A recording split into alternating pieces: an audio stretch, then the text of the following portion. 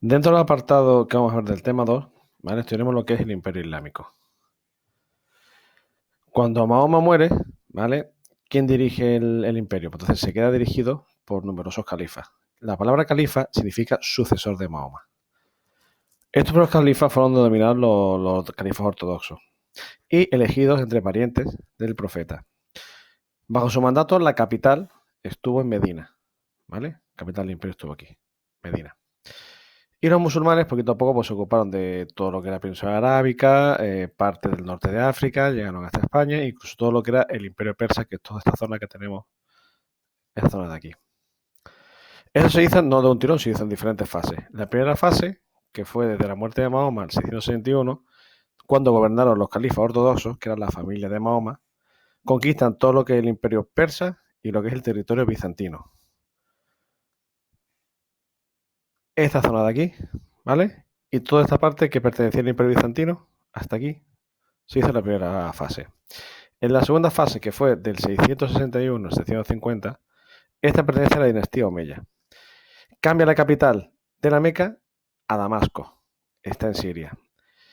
Y bajo este mandato logran conquistar todo lo que es el norte de África y la península ibérica. O sea, toda esta zona de aquí, más la península ibérica, llegó tras el mandato Omeya, uniendo esta pequeñita zona que también tenemos aquí. O sea, los ampliaron. A partir del año 770, digamos así que el estado Omeya terminó y se implantó la dinastía Abasí.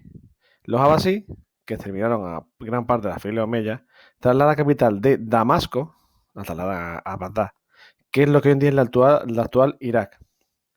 Consiguieron algunas nuevas conquistas en la zona de Asia Central. Pero claro, todas estas zonas que están gobernadas por emires, porque estaban muy lejos de lo que era el califato, porque se trasladó de la Meca que estaba aquí a Bagdad, todos estos emires se fueron haciendo poquito a poco más independientes. Y entonces surge un proceso de desintegración. Quiere decir que cada zona tiene un califa diferente que es el que manda dentro de la parte de aquí. De la más alejada, España fue una de las que estuvo dentro, ¿vale? Que empezó siendo parte del, digamos así, Omeya, después se hizo un emirato independiente y más adelante fue un califato que fue el de Córdoba. ¿En qué se basaba la economía del mundo árabe? La economía del mundo árabe se basaba en tres partes: agricultura, ganadería y comercio. La más importante, la agricultura, ¿vale?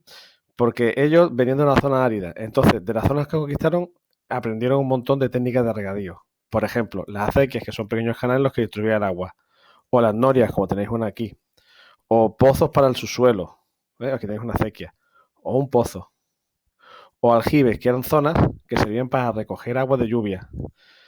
También trajeron, por ejemplo, la caña de azúcar, ¿vale? Como cultivo, o el arroz, o trajeron también el azafrán, los cítricos, y dentro de lo que es la ganadería, ellos tenían rebaños de cabra y ovejas principalmente, de los que sacaban leche, carne, lana y el cuero.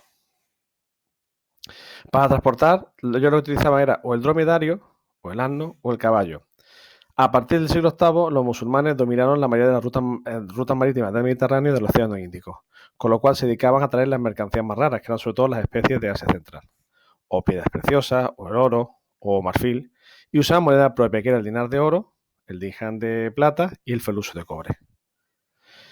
Incluso utilizando una técnica de pago fue la letra de cambio y el cheque, más tarde adoptadas por otras zonas de Europa. Dentro de la administración, ¿vale? El Corán encomendaba al califa que ordenara el bien y prohibiera el mal, porque el califa tenía poder religioso y poder político. El cargo de califa, a principios, fue electivo, o sea, se elegía, pero cuando llegaron los omeyas, se hizo hereditario. Entonces, al frente tenía el califa, que era el sucesor de Mahoma, ¿vale? Que era el representante de Alá. En las provincias estaban los valíes o los emires, que tenían autoridad civil, y después tuvieron autoridad militar cuando se independizaron.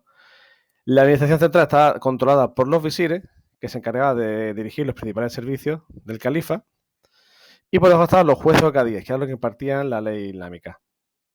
El ejército, pues seguro que no de conquistas, las cuales gozaban de buenos ejércitos. Los omeyas se reclutó solamente eran árabes y cuando llegaron los abasides ya introdujeron extranjeros, como por ejemplo soldados mercenarios. Con esto termina la explicación. Muchas gracias por la atención.